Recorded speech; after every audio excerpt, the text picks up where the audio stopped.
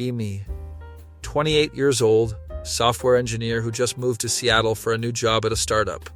Spend 3 weeks apartment hunting before finally finding a decent one-bedroom in Capitol Hill. Sign the lease, get the keys from the landlord, ready to start my new life. Move-in day is a Saturday. I'm exhausted from loading boxes into the U-Haul by myself. Landlord is this older guy named Harold who owns like 6 buildings in the area. He hands me 2 keys on a plain keyring, says apartment 4B, 4th floor, elevator's broken, good luck. Great. 4 flights of stairs with a couch, just what I wanted. Spend 6 hours moving furniture up those stairs, sweating through my shirt. Finally, around 8 p.m. I'm done, standing in the hallway, covered in sweat, ready to collapse. Pull out the keys Harold gave me. Apartment 4B is at the end of the hall. Slide the key in. It works perfectly. Open the door and immediately smell bacon. Someone is cooking breakfast at 8 p.m. Weird, but okay, Seattle is quirky. Walk into the kitchen and there's a woman standing at the stove making pancakes. She's maybe 26, dark blonde hair and a messy bun, wearing an oversized shirt and shorts. She turns around and we both freeze. She's holding a spatula like a weapon. I'm holding a box labeled kitchen stuff like an idiot. 5 full seconds of just staring at each other. "Who the hell are you?" she finally says. "I live here." "Who the hell are you?" "You don't live here, I live here." "No, I signed a lease. This is 4B. She points at the door. "This is 4A, you absolute walnut." "Look at the door." She's right. It says 4A. My key apparently works on her door. Oh my God, I'm so sorry. The landlord said 4B and I didn't even look at the number. She's still holding the spatula defensively, but her expression shifts from terrified to confused. "Wait, Harold gave you a key that opens my apartment?" "Apparently."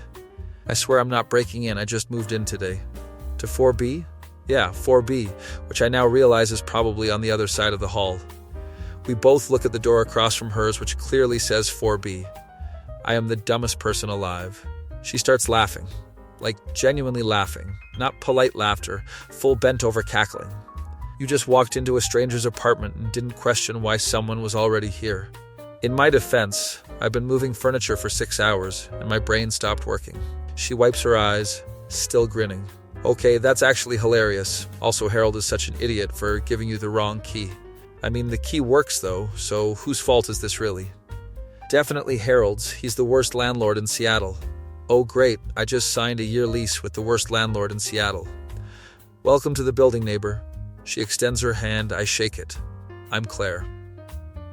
"Brian, and again, sorry for breaking into your home. Breaking in implies you picked the lock, you just walked in like a confused golden retriever." I can't even be offended because she's absolutely right. "So, are those pancakes?" I ask, because I'm starving and have no food in my actual apartment yet. "Dinner pancakes, the superior pancake time." That's a bold claim. It's a correct claim. Breakfast food for dinner is elite tier eating. I'm starting to like this person. "You're right, and you should say it." She grins. "You want some? You look like you're about to pass out." I couldn't impose. I literally just broke into your apartment. With a key I didn't know existed, so technically it's Harold's fault, not yours. "Are you sure?" "Yeah, I made too much anyway, and you look pathetic." "Thanks, that's exactly what my ego needed after today." End up sitting in her kitchen eating pancakes and bacon at 8 p.m. on a Saturday. Turns out, Claire is a graphic designer who works from home. She's been in this building for 2 years, has a cat named Pancake, which explains the breakfast theme. Pancake is a massive orange tabby who immediately claims my lap. He likes you. He usually hates strangers. I'm honored, I think. You should be. Pancake is an excellent judge of character. We talk for like 2 hours about everything. Seattle, work, why dinner pancakes are superior, our theories about Harold, the worst landlord. She's funny, like genuinely witty, not trying too hard funny. Around 10 p.m. I realize I should probably go to my actual apartment. Thanks for feeding me and not calling the cops. Thanks for providing the funniest story I'll tell for the next year. Happy to be of service. Walk across the hall to 4B. Use my other key. It actually works this time. My apartment is identical layout to hers, but completely empty except for boxes. Spend the night on an air mattress thinking about my neighbor who fed me pancakes. Next morning there's a knock on my door. It's Claire holding a coffee and a bagel. Figured you don't have food yet. You're a literal angel. I'm really just nosy and wanted to see what your apartment looks like. I let her in. She surveys the disaster of boxes. Okay, yeah. You need help unpacking. I can't ask you to do that. You're not asking, I'm offering. I literally have nothing else to do today. Spend Sunday unpacking with Claire. She has opinions about where everything should go. Your couch faces the wall, Ryan. That's serial killer behavior. I was going to adjust it. Were you, though? Probably not. By evening, my apartment actually looks livable. We order pizza, watch a movie on my laptop since I haven't set up my TV yet. It's the most natural thing in the world, like we've known each other for years. Over the next few weeks, we become actual friends. Coffee most mornings before work. She works from home, so sometimes I come back at lunch and we eat together. Friday nights, we alternate cooking dinner for each other. Her cooking is amazing, mine is aggressively mediocre. Ryan, this pasta is somehow both overcooked and undercooked. It's called versatility. It's called unsafe for consumption. I start looking forward to seeing her every day, like genuinely excited to get home from work just to hang out with my neighbor. Problem is, I'm starting to develop feelings, real feelings. The kind where I notice she does this thing where she tucks her hair behind her ear when she's concentrating, or how she laughs at her own jokes before delivering the punchline, or how Pancake always sits with me now when I'm over there. Month 2 of living there, my coworker notices I'm distracted. His name is Dylan. He's been at the company for 3 years. Good guy. Dude, you're smiling at your phone. Who is she? What? No one. You're texting someone and grinning like an idiot. Look at my phone. It's a meme Claire sent me about dinner pancakes. It's just my neighbor. Your neighbor who you talk about constantly? I don't talk about her constantly. Yesterday you spent 10 minutes explaining her theory about why orange juice with pulp is a crime. It is a crime, Dylan. You're in love with your neighbor. No, I'm not. Yes, you are. Ask her out. Can't. We're friends. Don't want to make it weird. It's already weird if you're catching feelings and pretending you're not. Damn, Dylan's got a point. Spend the next week psyching myself up to say something. Friday night comes. It's my turn to cook. I decide to actually try this time, look up a recipe, go to the nice grocery store. Making this chicken piccata thing that's supposedly easy. Claire shows up at 7 p.m. with wine. Okay, what's the occasion? You're actually cooking for real. Can't a guy make an effort? Not you. Usually you order pizza and pretend you made it. That was one time. It was 3 times, Ryan. Dinner actually turns out good. I'm shocked. We eat on my couch, talking about our weeks. She had a difficult client, some startup founder who kept changing the logo design. He wanted a dragon, but also a coffee cup, but also minimalist. That's just a cup with wings. That's what I said. We're laughing, and suddenly I'm very aware of how close we're sitting. She notices me being weird. You okay? Yeah, Can I ask you something? Sure. Heart is racing. This is terrifying. Do you ever think about, us? Us? Yeah, we hang out all the time, and I really like hanging out with you. She's looking at me with this expression I can't read. Ryan, are you asking what I think you're asking? Depends on what you think I'm asking. Are you asking if I've thought about us being more than friends? Maybe? She sets down her wine glass. I've thought about it every single day for the past month. Wait, what? Seriously? Yes, seriously. I thought you were just being friendly. We're both idiots. So what do we do about this? I ask. Well, we could go on an actual date, not just hanging out in our apartments. Exactly. I would really like that. She smiles. The kind of smile that makes my chest hurt in a good way. Me too. We go on our first date the next night. Italian restaurant in Pike Place Market. Walk along the waterfront after. It's perfect. Movie perfect. At the end of the night, we're standing outside her apartment door. I had a really good time, she says. Me too, we should do it again. Definitely. There's this moment where we're just looking at each other. Can I kiss you? I ask. I thought you'd never ask. Kiss her, and it's like every cliche, fireworks and butterflies and all that shit. Pull away, and we're both grinning like idiots. Good night, neighbor, she says. Good night, neighbor. Watch her go into her apartment across the hall, go into mine, and immediately text Dylan, I did it. Dylan. Finally. How'd it go? Better than I could have imagined. Next few months are genuinely the happiest of my life. We're officially dating, tell all our friends, it's very cute and domestic.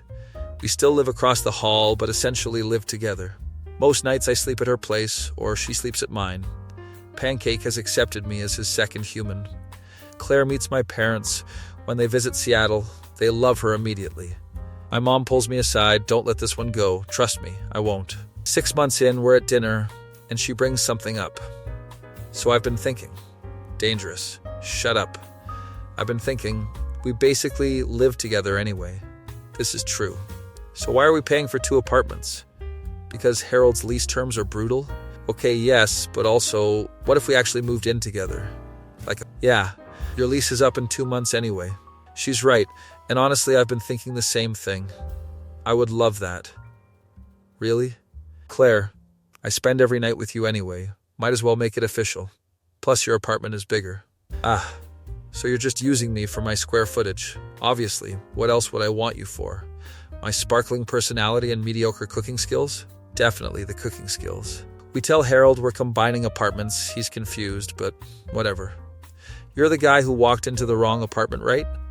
That's me. And now you're moving in together? Character development.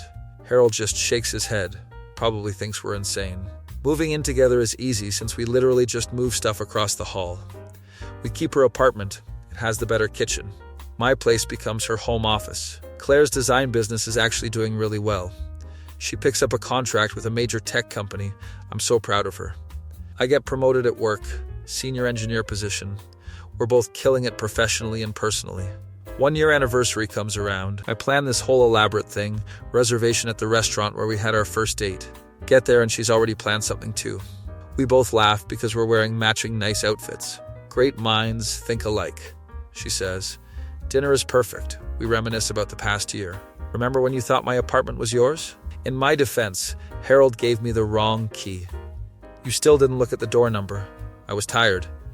You were an idiot. Your idiot, though. My idiot. After dinner, we walk through Pike Place Market like we did on our first date.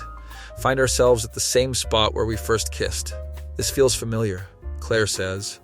Almost like we planned it. She turns to me, smiling. Ryan, this has been the best year of my life. Mine too.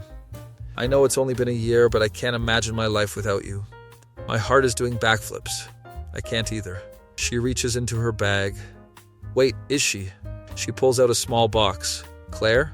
Okay, hear me out. I know traditionally the guy does this, but I'm impatient. She opens the box and there's a ring. Ryan, will you marry me? I start laughing because I have a ring box in my jacket pocket. Pull it out, and her eyes go wide. Are you serious right now? She asks. I was going to propose tonight. We're both idiots. The best kind of idiots. We're both crying and laughing. So, is that a yes? She asks. On one condition. What? You let me ask you properly.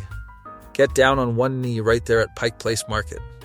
Claire, you walked into my life when I stumbled into your apartment with the wrong key. And every single day since then has been an adventure. You make me laugh. You make me better. You make dinner pancakes at inappropriate times. Will you marry me? Yes, you absolute walnut. We both put rings on each other's fingers. People around us are clapping. Some guy is filming it. Don't even care, I'm engaged to my best friend. Dylan's response when I tell him, called it. My mom cries happy tears on FaceTime. Claire's parents fly out from Michigan to celebrate with us. We have an engagement party at our apartment. All our friends are there. Harold the landlord even shows up. You kids are adorable. Glad I gave you the wrong key. Did you do it on purpose? I ask. Maybe, maybe not. He winks and walks away. Conspiracy theory. Harold is a matchmaking genius. We spend the next few months planning a wedding. Claire wants something small and intimate. I just want to marry her. Don't care about the details. You have to have opinions, Ryan. My opinion is that I want to marry you. That's sweet, but I need you to decide between ivory and cream napkins. They're the same color, Claire. They absolutely are not. Wedding planning is chaos, but fun chaos. We decide on a small ceremony in the San Juan Islands. Just immediate family and close friends, like 40 people total. My best man is Dylan because he called it from day one. Claire's maid of honor is her sister Emma, who I've gotten close with. Bachelor party is low-key. Dylan takes me and a few guys camping. We mostly just drink beer and talk about life. You're really doing it, huh? Dylan says. Yeah, man. I really am. You happy? Happiest I've ever been. Good, because she's perfect for you. I know. Bachelorette party is apparently more chaotic based on the photos Claire won't show me. What happens at the bachelorette party stays at the bachelorette party. I saw Emma's Instagram story. They were inflatable. We don't talk about that. Week before the wedding, I'm nervous as hell. Not about marrying Claire, about everything going smoothly. She notices I'm stressed. Ryan, relax. What if something goes wrong? Then we deal with it together. But what if? She kisses me to shut me up. Brian, we're getting married. Everything else is just details. She's right, as usual. Wedding day comes, and it's absolutely perfect. We rent this beautiful venue overlooking the water. Weather is sunny, not a cloud in the sky. I'm standing at the altar with Dylan next to me. Music starts, and Claire walks down the aisle with her dad. She's wearing this simple white dress, hair in loose waves, holding wildflowers. Most beautiful thing I've ever seen. She gets to the altar, and we're both trying not to cry. Ceremony is short and sweet. We wrote our own vows. Mine, Claire. You walked into my life through a case of mistaken doors and terrible landlord practices. Everyone laughs. But every day since then, I've known exactly where I belong. And it's with you. You're my best friend, my partner in dinner pancakes, my home. I promise to love you, to make you laugh, to always look at the door number before entering. She's crying, I'm crying, everyone's crying. Her vows, Ryan, you're the most wonderfully confused person I've ever met. More laughter. You walked into my apartment thinking it was yours, and somehow that random moment led to this. You make me laugh every single day. You support my dreams. You've even learned to cook, mostly. I promise to love you, to be your home, to make dinner pancakes whenever you want them, even at inappropriate times. Efficient pronounces us married. Kiss Claire as my wife, and it's perfect. Reception is on the lawn, dancing and food and speeches. Dylan's best man speech. I introduced Ryan and Claire. Actually, wait, no. Harold, the worst landlord in Seattle, did that. But I told Ryan to shoot his shot, so I'm taking partial credit. Seriously, though, these two are disgustingly perfect together, and I'm happy to have witnessed this journey. Emma's maid of honor speech makes Claire cry. My sister has always been independent and strong. But watching her with Ryan, I've seen her become even more herself. He doesn't complete her. He complements her. And that's the best kind of love. First dance is to some indie song Claire loves. Can you believe we're actually married? She whispers. Best decision I ever made. Accidentally breaking into my apartment? Accidentally meeting my soulmate. That's so cheesy, Ryan. You love it. I really do. Party goes late into the night. At one point, I find myself talking to Harold, who somehow got invited. Thanks for the wrong key. I tell him. Best mistake I ever made. He says, was it actually a mistake? He just smiles and walks away. Definitely did it on purpose. End of the night, Claire and I sneak away to the hotel. We're sitting on the balcony overlooking the water. We're married, she says. We really are. How does it feel? Exactly the same as yesterday, but also completely different. I know what you mean. She leans against me. I love you, Ryan. I love you too, Claire. Even though I broke into your apartment, especially because you broke into my apartment, with a key that wasn't supposed to work. Best malfunction ever. We sit there watching the stars. Life is perfect. Absolutely perfect. Nothing could be better than this moment. My face when I got the wrong apartment key and found my entire future.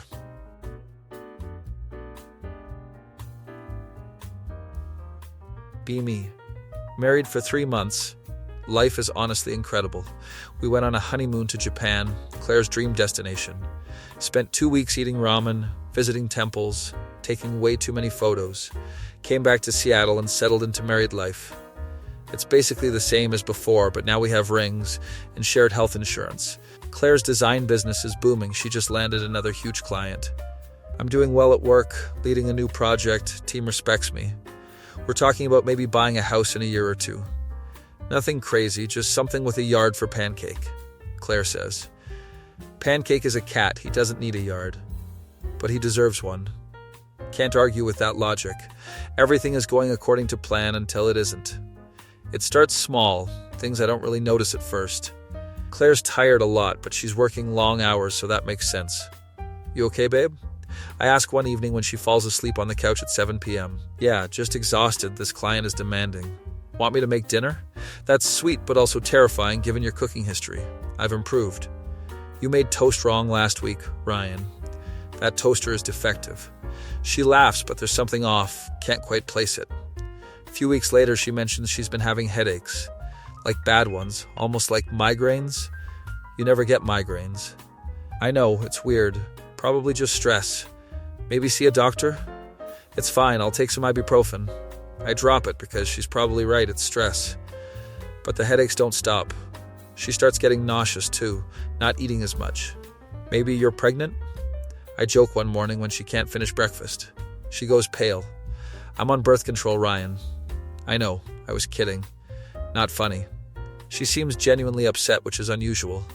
That weekend, we're supposed to go hiking with Dylan and his girlfriend. Claire backs out last minute. I just don't feel up to it. You go. I'll stay with you. No, seriously. Go have fun. I'm just going to sleep. Reluctantly go hiking. Spend the whole time worried. Dylan notices. You okay, man? Yeah, Claire's just been feeling off lately. Like sick? Just tired and headaches and stuff. Probably nothing. Maybe she should see a doctor? That's what I said, but she's stubborn. Good luck with that. Get home and Claire is asleep on the couch with Pancake. Looks so peaceful, but also fragile somehow. Next week, she finally agrees to see a doctor. Just to rule stuff out, she says. Good, I'm sure it's nothing but better to check. Go with her to the appointment even though she says I don't have to. Doctor is this kind woman in her 50s named Dr. Patterson. Asks Claire a bunch of questions about symptoms. And these headaches, where exactly are they located? Usually right here. Claire points to her temple. How long have they been happening? Maybe 6 weeks? And the fatigue? About the same. Dr. Patterson is writing everything down. Expression neutral. I'd like to run some blood work. Just routine stuff. Okay, they draw blood. Schedule a follow-up for next week. Leave the office and Claire seems relieved. See, probably just vitamin deficiency or something. Yeah, you're right.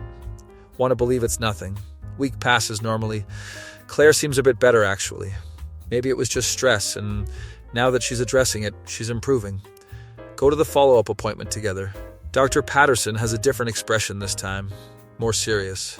So the blood work came back, and there are some concerning markers. My stomach drops. What kind of markers? Claire asks, voice steady. Your white blood cell count is elevated, and there are some other irregularities. I'd like to refer you to an oncologist for further testing. The word oncologist hangs in the air like a bomb. Wait, oncologist? I finally say. As a precaution, it might be nothing, but I'd rather be thorough. Might be nothing. Cling to those words. Claire's hand finds mine, squeezes tight. Okay, yeah, let's do that, she says. Her voice is calm, but I can feel her shaking. Get the referral, schedule an appointment with Dr. Chen, the oncologist. It's 2 weeks away, longest 2 weeks of my life. Try to stay positive, research everything. Most searches say it's probably benign. Claire's quieter than usual. Catch her staring into space sometimes. You okay? I ask. Yeah, just thinking. About? Everything. What if it's something serious? Then we deal with it together. I'm scared, Ryan. First time she's admitted it out loud. Hold her tight. Me too, but we're going to be okay. Promise? Can't promise that, but I do anyway. Promise. Oncologist appointment finally comes. Dr. Chen is younger than I expected. Maybe early 40s. Efficient and kind. Explains that they need to do more tests. CT scan. Memory. More blood work. What are you looking for exactly? Claire asks. We're ruling things out. The elevated markers could indicate several things. Like cancer? The word sounds wrong coming from Claire's mouth. Possibly. But let's not jump to conclusions until we have more data. Spend the next 3 weeks in testing hell. Claire goes to appointments. I take time off work to go with her. Each test is more invasive than the last. The memory is particularly bad. She's claustrophobic. I can't do this, she says, starting to panic. Yes, you can. I'm right here. They won't let you in the machine, Ryan. I'll be right outside. Just focus on my voice. They let me talk to her through the intercom during the scan, tell her about our honeymoon, the time we got lost in Kyoto and ended up at a cat cafe. You were so happy around all those cats. Hear her laugh through the speaker. Better than being in this tube. Just a few more minutes, babe. She makes it through. Results take another week. We're called back to Dr. Chen's office. This time there's another doctor there too. Dr. Simmons, a neurosurgeon. That's when I know it's bad. They don't bring in surgeons for good news. Claire knows it too, I can see it in her eyes. We sit down, holding hands. Dr. Chen pulls up some scans on her computer. Claire, Ryan, I'm going to be direct with you because I believe in honesty. The MRI showed a mass in Claire's brain, specifically in the frontal lobe. The room tilts. A mass? Claire's voice is so small. We did a biopsy, and the results came back this morning. She pauses, like she's gathering strength. It's a grade 4 glioblastoma. Silence. The word glioblastoma means nothing to me but sounds terrible. What does that mean? I ask. Dr. Simmons speaks up. It's an aggressive form of brain cancer. The grade 4 classification means it's malignant and fast-growing. Everything after that is white noise. Hear words like treatment options and surgery and radiation. But all I can focus on is Claire's face. She's completely still, processing. What's the prognosis? She finally asks. Dr. Chen looks at her with sympathy. With treatment, the median survival time is 12-15 months. Without treatment, significantly less. 12-15 months. We've been married for 4 months. What's the best case scenario? I hear myself ask. Some patients respond very well to treatment and live for several years. It's not common, but it happens. We'd like to start treatment immediately. The rest of the appointment is a blur. Surgery scheduled for next week to remove as much of the tumor as possible, followed by radiation and chemotherapy. Clinical trial options discussed. Experimental treatments mentioned. They hand us folders full of information. We walk out to the parking lot in silence, get to the car, and just sit there. Ryan? Claire's voice breaks. Turn to her, and she's crying. I'm scared. Pull her into my arms. I know. I am too. We just got married. I know. I don't want to die. You're not going to die. We're going to fight this. You heard them. 12-15 months. That's the median. You're going to be the outlier. Want to believe it so badly. She cries into my shoulder for a long time. Finally drive home in silence. Get to the apartment, and Pancake immediately knows something is wrong. He won't leave Claire's side. That night we don't sleep. Just hold each other in bed. I need to call my parents. Claire says around 3 a.m. Okay. I don't know how to tell them. We'll figure it out together. Everything is together with you, huh? Everything. Next morning we make the calls. Her parents first, Emma second. Each conversation is terrible. Her mom cries, her dad asks practical questions about treatment. Emma immediately books a flight to Seattle. I call my parents next. My mom is devastated, asks what she can do. Just be there. I tell her. Dylan comes over that evening, brings food, because people always bring food in a crisis. I don't know what to say, man, he admits. There's nothing to say. This is so fucked. Yeah. What do you need? I don't know. Okay, well, I'm here for whatever. Claire's family arrives over the next few days. Emma takes a leave from her job to stay with us. Her parents get a hotel nearby. Suddenly, our small apartment is full of people trying to help. Surgery day comes too fast. We have to be at the hospital at 6 a.m. Claire is calm, scarily calm. It's going to be fine, she keeps saying. They prep her for surgery, put her in a gown, start the IV. The surgeon, Dr. Simmons, comes to explain the procedure. We're going to remove as much of the tumor as possible without damaging critical brain function. What are the risks? Claire asks. Anytime we operate on the brain, there are risks. But I've done this procedure hundreds of times. Okay. They wheel her toward the oar. I walk alongside the gurney until I can't go any further. She reaches for my hand. I love you, Ryan. I love you too. I'll be right here when you wake up. Promise? Promise. They take her through the doors, and she's gone. Wait in the surgical waiting room with her family. Surgery is supposed to take 6-8 hours. Longest day of my life. Emma sits with me, neither of us talking much. She's strong. Emma finally says, the strongest person I know. She's going to fight this. I know. Hour 3, Dr. Simmons comes out with an update. Everything is going well. We're making good progress.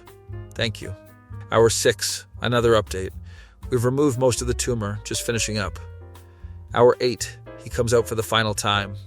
Surgery is complete. She's in recovery. How did it go? Very well. We removed approximately 95% of the tumor.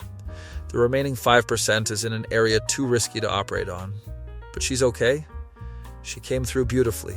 No complications. Feel like I can breathe for the first time in 8 hours. They let me see her in recovery. She's asleep, head wrapped in bandages.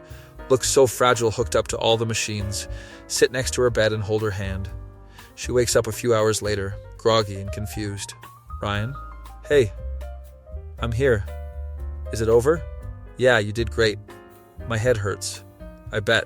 She tries to smile but falls back asleep. Spend the night in the hospital.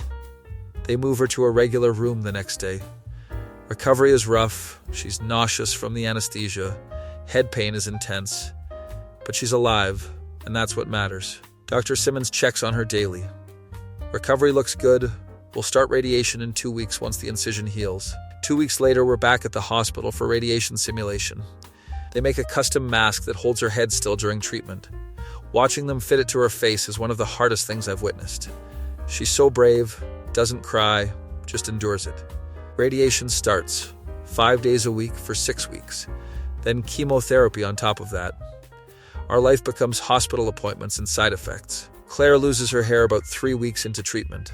Comes out in clumps in the shower one morning. I find her sitting on the bathroom floor crying, surrounded by wet hair. It's just hair, I say sitting next to her. I know, but it's my hair. You'll still be beautiful. I'm going to look sick. You're going to look like a badass fighting cancer. She laughs through her tears. Will you shave it? I don't want to watch it fall out. Of course. We do it that night, buzzing it all off. She looks different, but still beautiful to me. Emma buys her a collection of scarves and cute hats. You're going to be the most fashionable cancer patient, Emma says. That's a weird thing to aspire to. Claire responds, own it. Treatment is brutal. Claire is exhausted and nauseous constantly. The steroids they give her to reduce brain swelling make her irritable. I'm sorry for snapping at you.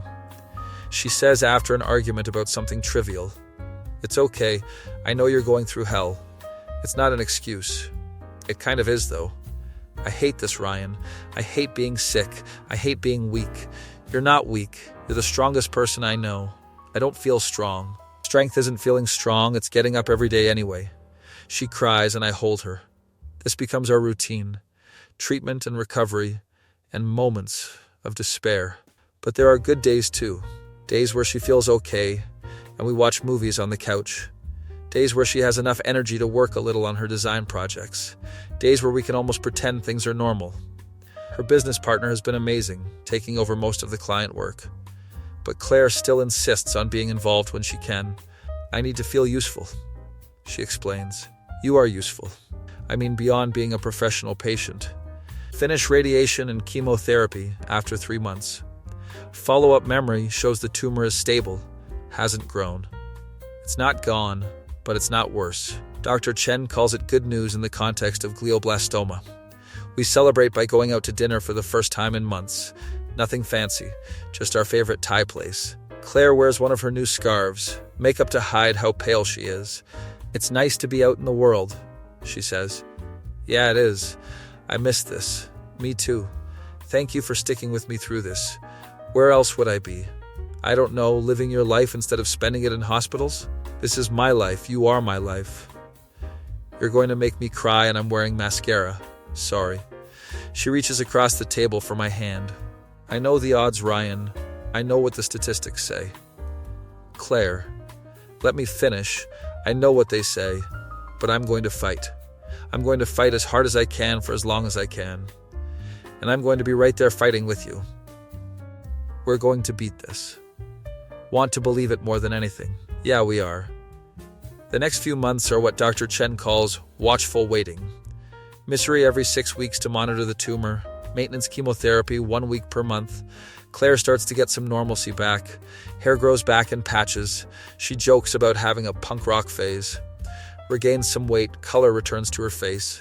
"You look good," Emma says during a visit. "Don't lie to make me feel better." "I'm serious, you look healthier." "I feel okay. The chemo is rough, but manageable." "That's great." We start making plans again, carefully optimistic ones. Talk about maybe taking a trip when she's feeling up to it. "Where do you want to go?" I ask. "Somewhere warm. I'm so tired of Seattle rain." "Hawaii?" "Perfect. Book a trip for 3 months out. Gives us something to look forward to.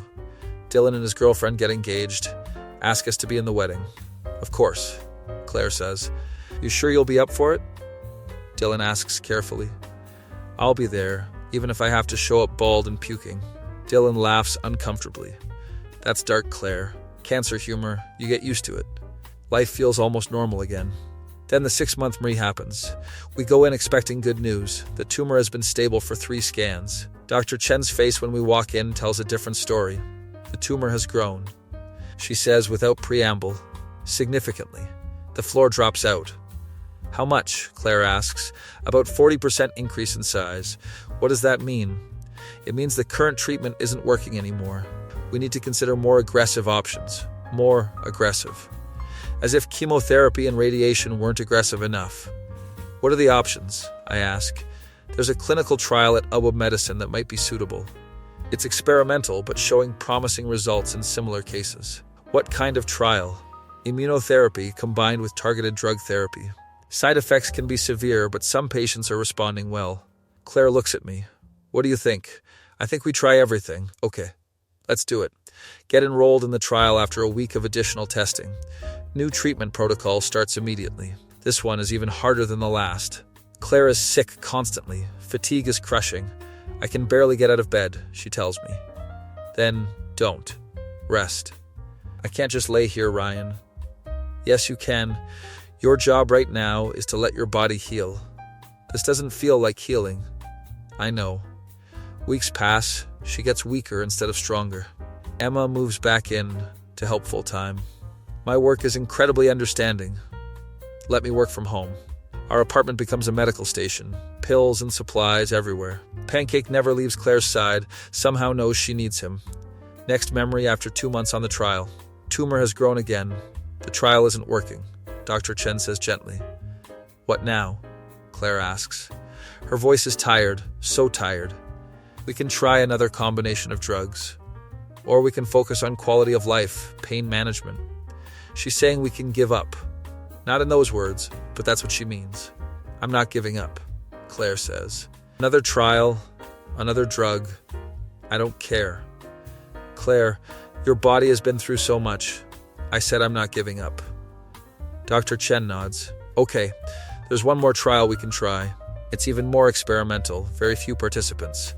I'll do it. Start the new trial despite everyone's concerns, including mine. I can see what this is doing to her. But I also can't tell her to stop fighting. That's not my choice to make. That feeling when your wife is fighting for her life and all you can do is hold her hand."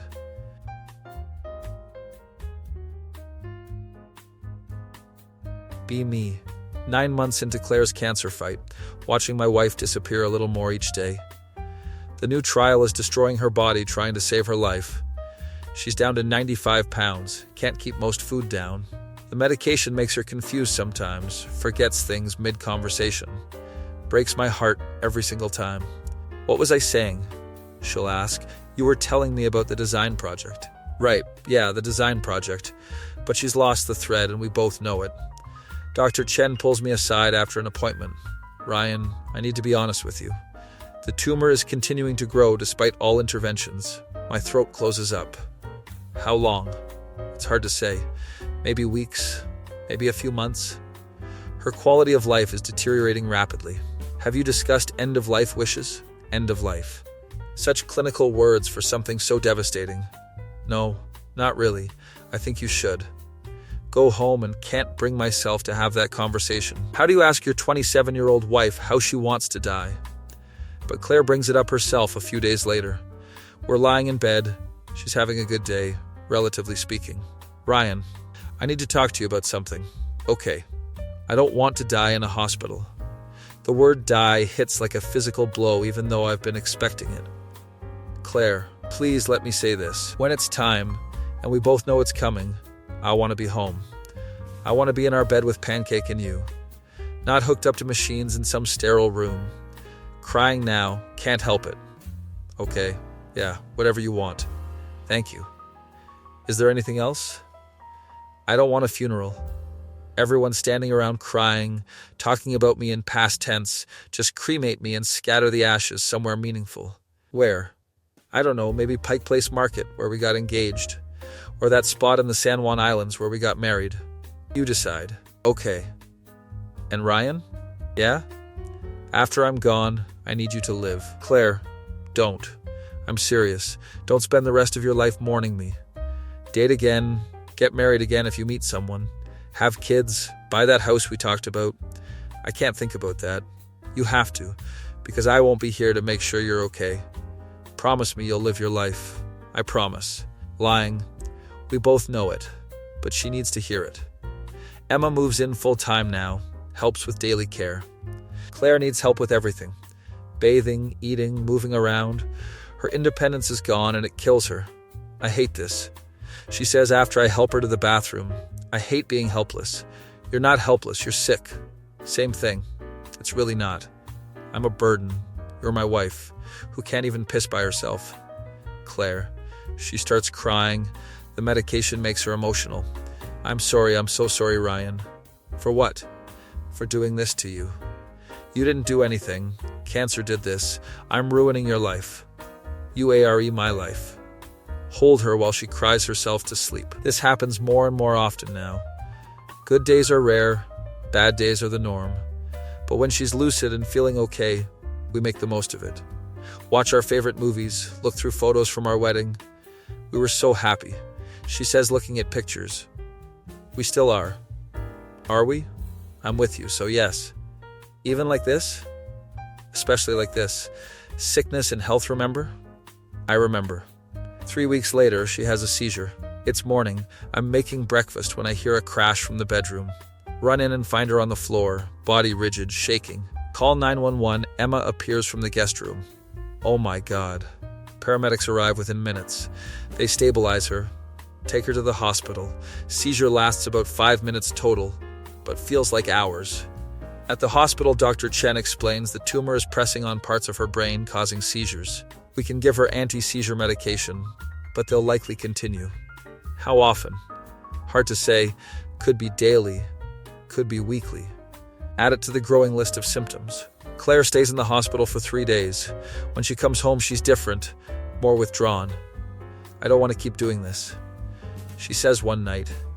The hospital trips and treatments and fighting. What do you mean? I want to stop, Ryan. The trial isn't working, I'm just getting sicker. I want to stop treatment and focus on having whatever time is left be actually livable. Heart breaks hearing this, but also she's right. Okay, if that's what you want. It is. Then we stop. She enrolls in hospice care the following week. Nurses come to the apartment, set up equipment, bring medications. The goal now is comfort, not cure. It's admitting defeat, but also accepting reality. Emma quits her job entirely, dedicates herself to helping. My parents fly out, stay in a nearby hotel, visit daily. Dylan comes by several times a week, sits with Claire even when she's sleeping.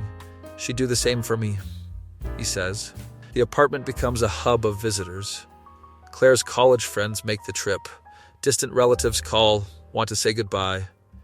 She's gracious with everyone, even though I know it exhausts her. I don't want people remembering me like this, she tells me. All skinny and sick and dying. They won't. They'll remember you as you. The you who made dinner pancakes and had strong opinions about orange juice. That's true. Pulp is a crime. Manages to laugh. Moments like this are precious and rare now. 2 weeks into hospice care, Claire stops eating almost entirely. Nothing tastes right, she explains. The nurses say this is normal, part of the process. The process of dying. Can't get used to that phrase. She sleeps 20 hours a day now. Barely wakes. When she's awake, she's confused about where she is. What's happening? Sometimes she thinks we're still in the old apartment. Did you get the right key this time? She asks groggily. Yeah, babe. I got the right key. Good, I'm making pancakes. Falls back asleep before I can respond. Emma and I take shifts sitting with her. Never leave her alone. Hospice nurse said the end could come any time. One night I'm sitting beside the bed reading when she suddenly speaks clearly. Ryan? Look up, her eyes are more focused than they've been in days. Hey, I'm here. I need to tell you something. What's that? I don't regret any of this. What do you mean? Meeting you, marrying you, even getting sick. Because I gotta love you and that was worth everything. Crying now. It was worth it for me too. Good, I'm glad. Ryan, I'm scared. Of dying? Yeah. Me too. Will you stay with me? I'm not going anywhere. Promise? Promise. She smiles, reaches for my hand. I love you so much. I love you too, Claire. Thank you for the wrong key. Thank you for the pancakes. She closes her eyes, keeps holding my hand. Thinks she's asleep, but then she speaks again, very quiet. It was a good life, Ryan. Short but good. The best life. No regrets? Only that it wasn't longer. Me too.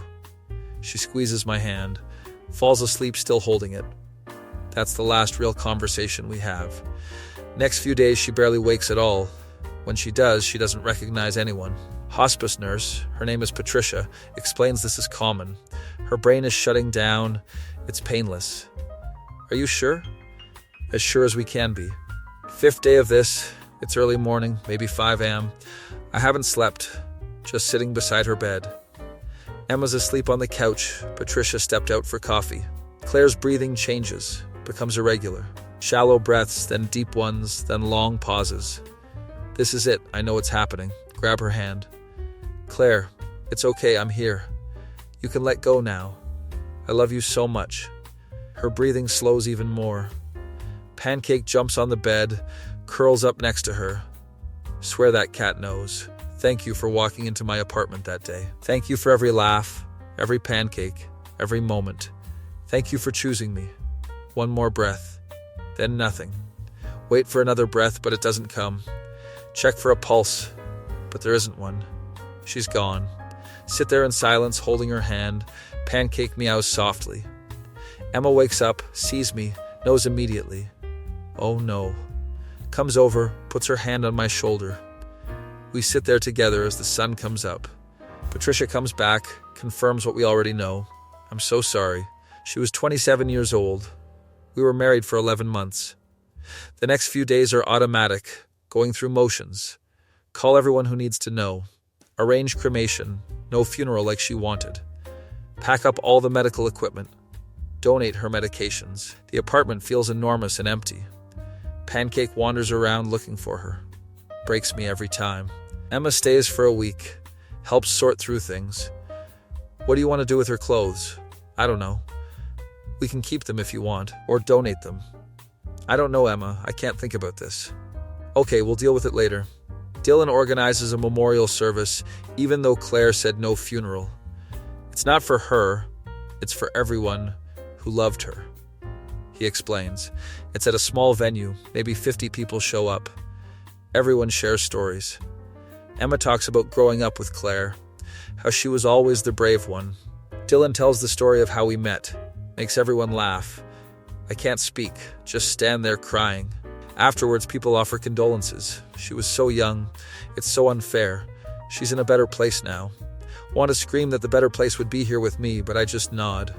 Later, I scatter half her ashes at Pike Place Market where we got engaged. Do it early morning when it's empty. Just me. We were so happy here. I tell the wind. Scatter the other half at the San Juan Islands where we got married. Emma and my parents come with me for this one. We stand on the beach. Same spot where we exchanged vows. She loved it here, Emma says. Yeah, she did. Release the ashes and they catch in the wind, scatter across the water. Goodbye, Claire. Go back to the apartment, and it's just me now. Everyone's gone back to their lives. Mine is just empty. Try to work, but can't focus.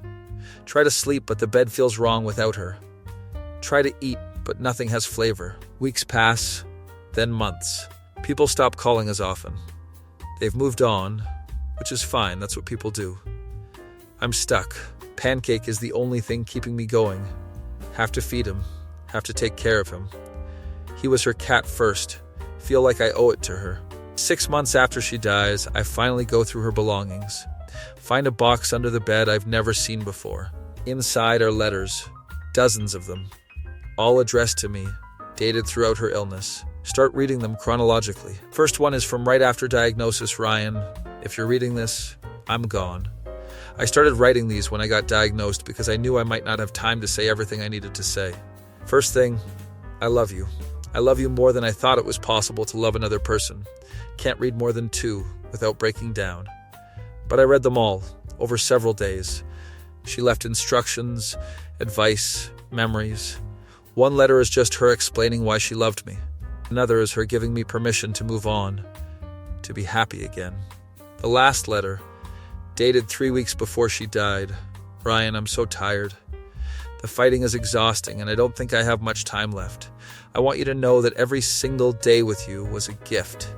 Even the hard days, the hospital days, the days I couldn't remember your name, still gifts. Because you were there. Thank you for loving me when I was healthy and beautiful. And thank you for loving me when I was sick and dying. You never wavered, never made me feel like a burden. That's real love. That's what we had. Please don't waste your life grieving me. I need you to live. Fall in love again if you meet someone special. Have those kids we talked about. Buy that house with a yard for Pancake. Live the life we planned but couldn't have together. And whenever you make a mistake, whenever you walk into the wrong room or forget your keys or do something clumsy, think of me. Because our best mistake led to our greatest love. I'll always be with you, Ryan. In every wrong key, every pancake, every moment you choose to keep living. I love you. Forever. Claire sits on the bedroom floor surrounded by letters. Pancake comes over, meows, headbutts my arm. She really loved us, hum. He purrs. Yeah, she really did. Take the next day off work. Just think about everything she said, everything she wanted for me. She wanted me to live. Okay, start small. Clean the apartment properly for the first time in months. Get rid of the medical stuff still lingering in corners. Pack up some of Claire's clothes. Donate them like she would have wanted.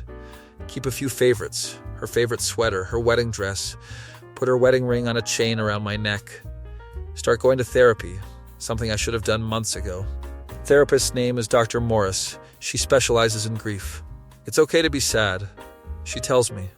I know, but it's also okay to be happy again. That feels wrong. Why? Because she's not here to be happy with me. She wouldn't want you to stop being happy because she's gone. I know, she literally wrote me letters saying that. Then honor her memory by living. It takes time, but slowly I start to heal. Not move on, I'll never move on from Claire, but heal. Start cooking again, try new recipes. Make pancakes for dinner sometimes. Think of her and smile instead of cry. Dylan invites me to things, I start saying yes. Trivia nights, hiking trips, normal stuff. It's good to see you out, he says. Yeah, it feels good. How are you doing, really? Some days good, some days terrible. But I'm trying. That's all you can do, man. Year after Claire dies, I do something crazy. Move out of the apartment. Can't stay there anymore, too many memories. Find a new place across town, small house with a yard. For Pancake, like Claire wanted. Feels like betrayal at first, but then I remember the letters. She wanted me to live, to move forward. This is moving forward. Pack up her things carefully, save everything important. Donate furniture, keep photos. Moving day is hard, last time walking through the apartment. Stand in the kitchen where I first met her. Thank you for the pancakes, Claire. Thank you for everything. Lock the door for the last time. New house feels empty at first, but slowly I make it home. Hang photos of Claire, her artwork, her favorite books. Set up her urn in the living room with flowers. Pancake loves the yard, sits in the sun for hours. Feel like she'd be happy about that. 2 years after she dies, I'm doing okay. Not great, not terrible, just okay. Still think about her every day. Still miss her every day. But I can function, can work, can exist without constant pain. Dylan's wedding comes around, I'm still his best man. Give a speech about love and loss and holding on to good things. Dylan and Sarah, you never know how much time you have together. So make every moment count. Don't waste time on petty arguments. Love each other fiercely while you can. People cry, including me. After the wedding, one of Sarah's bridesmaids approaches me. That was a beautiful speech. Thanks. I'm Jen, Sarah's college roommate. Ryan, Dylan's friend. We talk, exchange numbers, feel guilty about it, but also Claire's voice in my head. Live your life. Don't call Jen for 2 weeks. When I finally do, we get coffee. Full disclosure, I tell her. I'm a widower. My wife died 2 years ago. Sarah mentioned that. And I'm not really looking for anything serious. That's okay, I'm just looking for someone who can discuss whether dinner pancakes are superior to breakfast pancakes. Nearly dropped my coffee. Sorry, did you just? I'm team dinner pancakes, they're objectively better.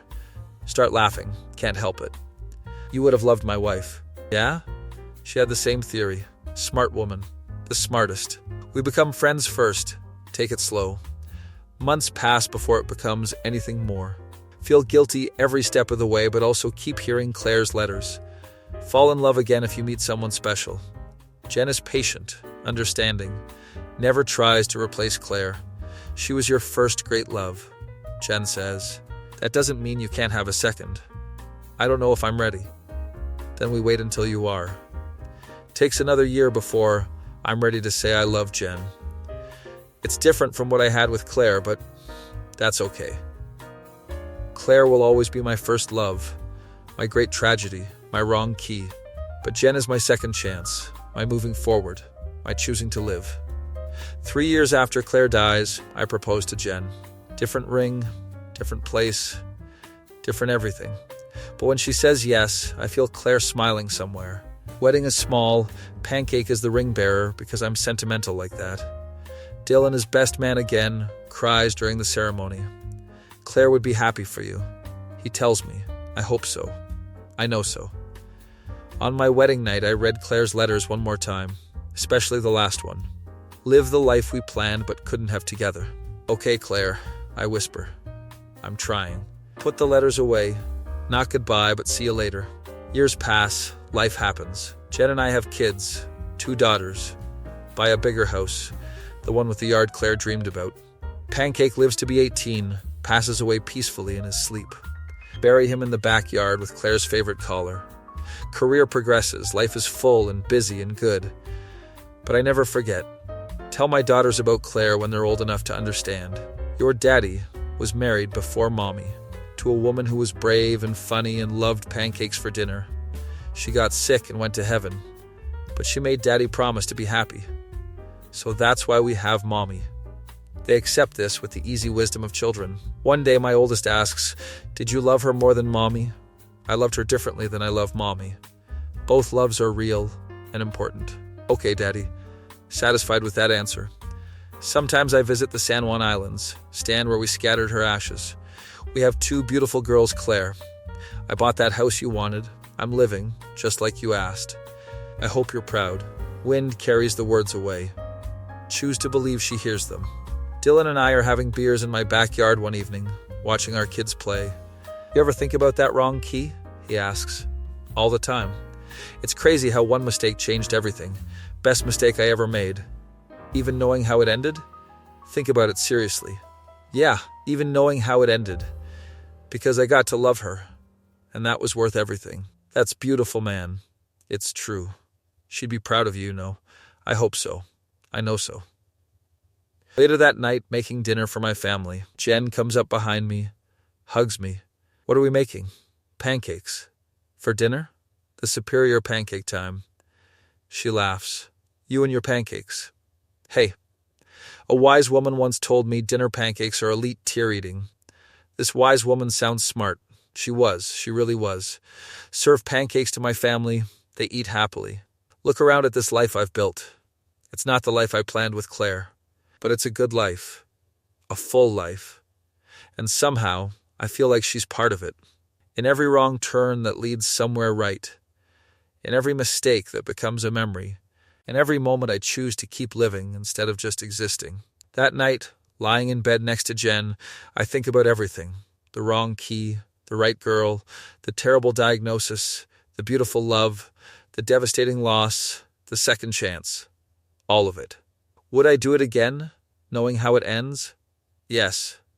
Absolutely yes. Because for 11 months I got to be married to my best friend. And even though cancer took her away too soon, it couldn't take away what we had. The love, The laughter, the pancakes, the wrong keys that led to right places. Close my eyes and see her smiling, making breakfast at 8 p.m., tucking her hair behind her ear, holding pancake, walking down the aisle, fighting with every ounce of strength, writing me letters, loving me. Always loving me. Good night, Claire, I whisper.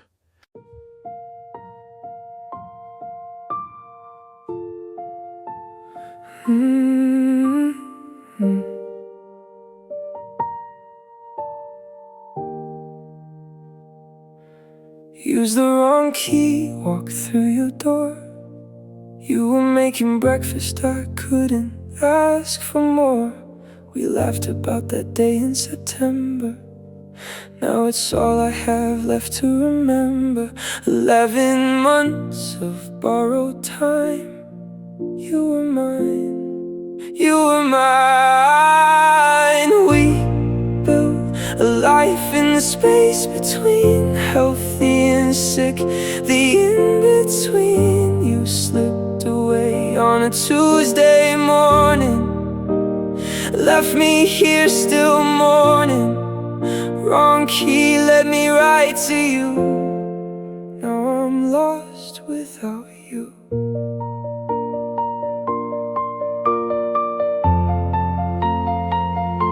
Hospital beds and fading light. You fought so hard, tried with all your might. Read your letters when you were gone. Told me to live, to carry on.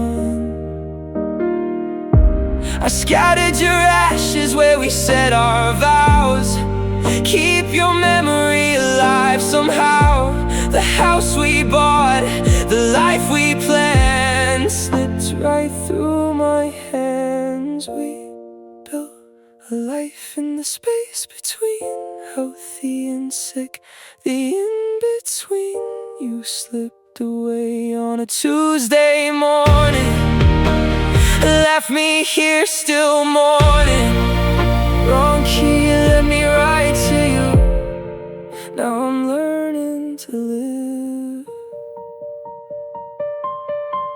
without you.